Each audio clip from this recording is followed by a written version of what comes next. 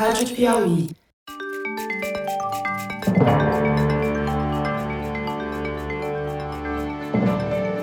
Opa! Eu sou José Roberto de Toledo e este é o Luz no Fim da Quarentena, uma coprodução da revista Piauí com a Rádio Novelo. Infectamos o canal do Foro de Teresina para discutir pesquisas científicas que ajudam a atravessar o túnel em que a pandemia nos meteu. Há dezenas de testes no mercado que prometem detectar quem já teve ou não teve Covid-19. O problema é que são poucos os testes que são realmente confiáveis e valem o sangue de quem é testado. Fernando Reinach dissecou 2 estudos, um canadense e um espanhol, que ajudam a esclarecer a questão. Ele conta pra gente quais são os testes mais e os menos confiáveis. Fernando Reinach, hoje a gente vai falar sobre 2 estudos publicados, um deles uma revisão, de estudos. Um foi publicado no British Medical Journal, uma pesquisa feita basicamente por pesquisadores da Universidade McGill, do Canadá, entre eles uma brasileira. E o segundo estudo, um estudo feito na Espanha pelo Instituto Carlos III. Os 2 tratam do mesmo assunto, os testes sorológicos para identificar anticorpos ao SARS-CoV-2. Conclusões que podem, num primeiro momento, parecerem contraditórias, mas que não necessariamente são. Vamos começar falando sobre esse estudo da Universidade McGill, que foi publicado no BMG. O que ele mostra, Fernando? É uma avaliação dos estudos, uma revisão de vários estudos, não é isso? Esse estudo é bom lembrar para todo mundo que, grosso modo, existem 2 maneiras de saber se você tem ou teve o vírus. Um é o PCR, que é o teste molecular, que pega o vírus mesmo na sua garganta. A gente já falou isso um monte de vezes aqui, e ele pega enquanto você tem o vírus. Depois que você sara, ele dá negativo. Esse exame que o Bolsonaro mostrou nesta terça-feira na televisão, que ele fez e deu positivo. Exatamente. Aí tem um outro exame que é anticorpos contra o vírus. É fácil entender que os anticorpos contra o vírus só aparecem no teu corpo quando o corpo começa a reagir contra o vírus. Então, quando você começa o processo de recuperação. E eles vão crescendo ao longo do tempo e eles atingem o máximo ou ficam facilmente detectáveis mais ou menos 1 ou 2 semanas depois do aparecimento dos sintomas, Então, esses testes sorológicos, eles são para confirmar se uma pessoa já teve. Entendeu? Porque se você pegar uma pessoa que teve o mês passado e testar com PCR, vai dar negativo, porque ele já sarou, não tem mais o vírus. Mas ele ainda tem o anticorpo. Quer dizer, se o Bolsonaro fizesse qualquer desses testes sorológicos hoje, provavelmente daria negativo. Exatamente. Por isso que atualmente se tem mais ou menos consenso que eles não podem ser usados para diagnóstico. Quer dizer, essas estatísticas que são divulgadas todo dia, não sei quantos mil casos, 30 mil casos, 40 mil novos casos, isso tudo é obtido, em geral, via PCR. Isso deveria ser tudo obtido por PCR. Agora, se você falar assim, não, Toledo ficou doente, está com toda a cara que é Covid, eu não tenho PCR, vamos pôr ele no hospital, vamos tratando, olha, tossiu, tal, não sei o quê. 1 semana depois eu testo o anticorpo, deu positivo. Eu vou te classificar como um positivo. Então, a gente não sabe a certeza se no Brasil todos os que eles dizem que são positivos são de PCR. Esse dado não é público. Esse estudo da Universidade McGill, do Canadá, ele revisou dezenas de outros estudos que analisaram esses testes sorológicos que você acabou de explicar. Como está saindo montes de estudos que usam esses testes sorológicos, eles falaram assim, vamos dar uma olhada tudo que saiu e vamos ver se os resultados são bons ou ruins. Então eles foram lá, acharam nos repositórios todos 5.000 estudos que falavam de teste sorológico. Leram o abstract, que é o resumo no começo, sobraram 275. Aí eles leram o trabalho inteiro para ver se era mesmo sobre a qualidade dos testes e sobraram 40 trabalhos. Então são esses 40 trabalhos que estão inclusos no estudo, que foram analisados e comparados detalhadamente, E só para dizer, são estudos que foram feitos na China, Dinamarca, Itália, Japão, Espanha, Suécia, Reino Unido, Estados Unidos e Alemanha. Exatamente. Então é uma É uma revisão sistemática de tudo que tinha saído até essa data, né? Bom, e basicamente tem 3 jeitos de você medir a presença de anticorpos, né? Um é um método chamado ELISA, que chama Enzyme Link Immunoassay. Você liga, tem um método enzimático que não dá para descrever aqui, que é meio complicado, mas que você detecta a presença de anticorpo. Aí você tem os testes rápidos. Teste rápido é a gotinha na ponta do dedo, é isso? É a gotinha que você tira e põe num negocinho parecido com um teste desses de gravidez e aparece uma bandinha lá, se é positivo, leva 10 minutos. E depois tem o de quimioluminescência, que é parecido com ELISA, mas é mais sensível ainda, tá certo? Então esses são os 3 tipos. ELISA, rápido e quimioluminescência. Exatamente.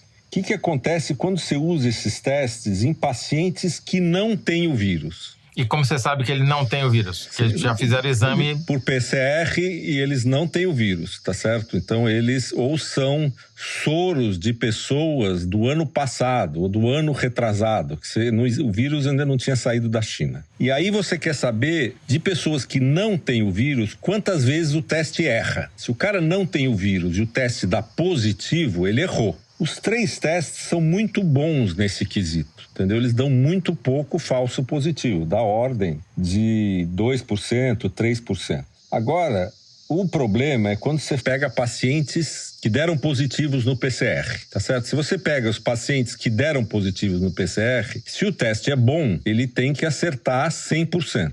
Aí que acontece? O ELISA, ele acerta 84%. Os testes rápidos acertam 66%.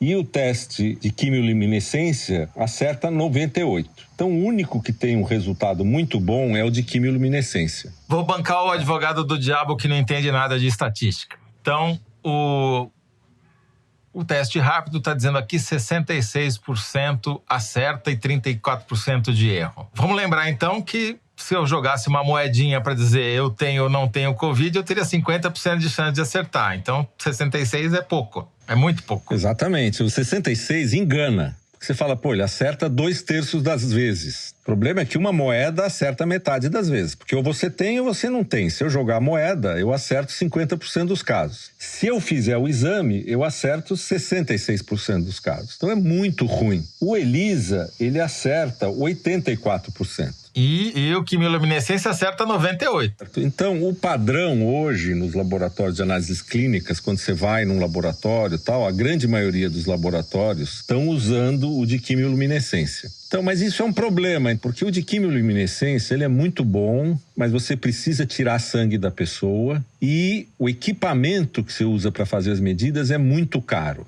Então, não dá para você fazer isso em enormes quantidades. Então, era muito importante ter um teste rápido que funciona. E o que acontece, quando você olha a tabela lá dos testes que tem no trabalho, você vê que tem de todos os tipos. Só para deixar claro para o nosso ouvinte que esses números que a gente acabou de falar são médias de vários tipos de teste dessa forma. Então, eles pegaram dezenas de testes rápidos e a média dos testes rápidos é que deu apenas 66% com resultado correto, digamos assim, né? Mas lá no meio, quando você olha a distribuição, é catastrófica, né? Tem teste com menos de 50% de acerto. Isso também tem um problema que muitos desses trabalhos foram feitos antes de você saber que os anticorpos, para você pegar mesmo um teste positivo de anticorpos, você precisa esperar 1 ou 2 semanas depois do aparecimento do sintoma, né? E tem uma pletora de marcas de testes de todas as origens lá. Uhum. Infelizmente, o trabalho não entrega às pessoas, ele não diz quais são as marcas que são boas e que são ruins. Porque tem marcas boas, né? Tem marcas aqui que estão dando 90% de acerto. Exatamente. 87% exatamente, e tal. Agora, isso é comum, né? Foi naquela correria, logo no começo da pandemia, precisava de um teste. O RT-PCR é um teste difícil de fazer. Aí vieram esses testes imunológicos. Você não lembra? Até foi permitido nas farmácias. Vai na farmácia e faz um teste rápido se você tem algum sintoma. Uhum. Pô, o dia que aparecer sintoma, se você vai na farmácia e faz um teste, tem uma coisa que você pode ter certeza, que vai dar negativo, entendeu? você tem que esperar 2 semanas, Sim. né? Com aquela coisa de que precisa testar, muita gente caiu nessa esparrela. O governo brasileiro, por exemplo, não sei se você lembra, até na época do Mandetta, eles compravam milhões desses testes. Compramos mais 10 milhões, compramos mais 5 milhões, entendeu? E agora a gente sabe que esses testes não são úteis para você controlar o espalhamento do vírus, né? E a conclusão desse trabalho é o seguinte, que esses testes não devem ser usados como diagnóstico. Perfeito. Bom, antes da gente terminar, eu queria falar sobre um outro estudo que foi publicado no jornal Lancet, também igualmente respeitável, feito basicamente na Espanha, por pesquisadores do Instituto de Saúde Carlos III, que foi justamente um teste nacional, uma amostra que pegou a Espanha inteira, dividido por regiões, para saber qual a prevalência do SARS-CoV-2 na população espanhola. E eles usaram 2 tipos de teste para checar um contra o outro. E qual foi a conclusão, Fernando Rainer? Na verdade, a história é um pouco mais complicada. Eu recebi um preprint desse estudo de uma amiga espanhola, logo que ele foi feito. Acho que era... terminou dia 11 de maio. Então acabou 11 de maio, eu devo ter recebido no fim de maio. A primeira versão desse estudo que foi divulgada só tinha os testes rápidos. E nessa época já estava essa história se o teste rápido funciona, não funciona, tal. Aí eles, provavelmente durante ou depois, ficaram com um pouco de dúvida e repetiram uma boa parte do estudo com o método de quimioluminescência. E nesse trabalho eles publicam os 2 juntos, teste rápido e a quimioluminescência. E mostram até as prevalências na Espanha, em cada lugar da Espanha, tanto com a quimioluminescência quanto com o teste rápido. Uhum. E eles dizem que o teste rápido que eles usaram é muito bom, porque os resultados dão praticamente iguais. Que é cerca de 5% de prevalência para a Espanha na média espanhola e pouco mais de 10% em Madrid. Exatamente. A média espanhola está igual aos ricos em São Paulo. Madrid ainda está bem abaixo da periferia de São Paulo, que dá 16, né? 10% é o que vocês encontraram no estudo de quimioluminescência que vocês fizeram na cidade de São Paulo. Exatamente, na média de São Paulo, né? Na média deu 11, nos ricos deu 6,5 e 16, né? Mas isso não vem ao caso. O importante aqui é que esse trabalho na Espanha, ele foi feito mais ou menos quando a curva espanhola já estava caindo, o que não é o caso aqui no Brasil, nós estamos longe disso, nós ainda estamos subindo. Começou quando ela, estava virando e começando a descer e terminou provavelmente quando ela estava na metade da queda e agora ela tem um platô lá embaixo, né?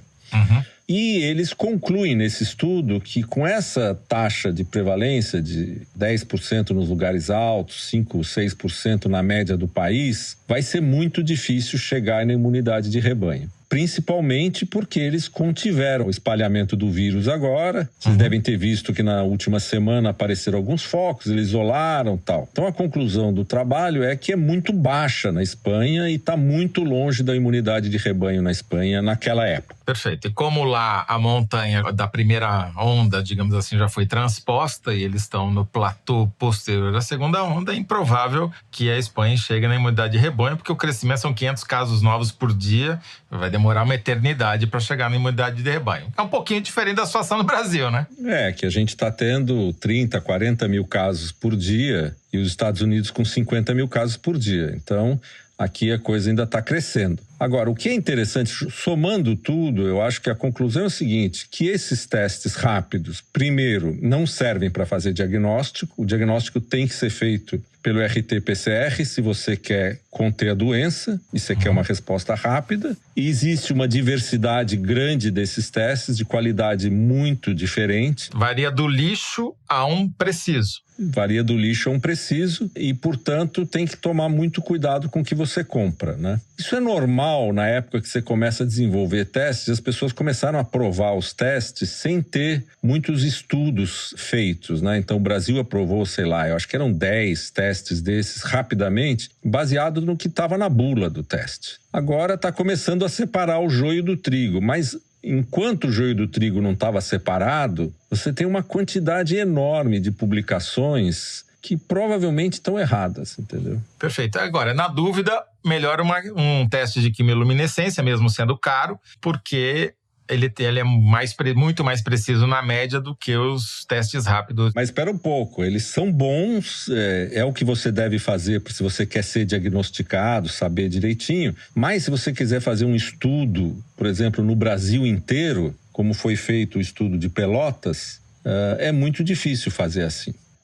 Você tem que tirar o soro. Inviabiliza financeiramente, né? Então, tem os dois lados da moeda. A questão é saber se cada um desses estudos, qual é a qualidade dos testes que foram usados. Não resta muita dúvida de que nos países que fizeram a coisa mais ou menos certa, quer dizer, podem ter demorado para tomar medidas de saúde pública para conter o espalhamento da doença, como foi o caso da Espanha, mas acabaram adotando e conseguiram fazer a curva de novos casos cair abruptamente, talvez para esses, de fato, não dá para ficar esperando para chegar na imunidade de rebanho, porque vai demorar realmente muito tempo. Agora, os países que fizeram tudo errado, como o Brasil e os Estados Unidos, talvez a gente chegue na imunidade de rebanho, não porque a gente queira, ao contrário, mas por absoluta incompetência e matando dezenas de milhares de pessoas. Exatamente. Eu acho que no caso dos países que fizeram o trabalho direito, a vacina vai chegar antes da imunidade de rebanho. Nos casos dos países que fazem o trabalho não bem feito, a imunidade de rebanho tem uma chance de chegar antes da vacina. Muito bom, Fernando Rainer, muito obrigado. Tchau, Toledo. Abraço, tchau. Este foi Fernando Rainer, professor titular de Bioquímica da Universidade de São Paulo e cientista residente do nosso podcast.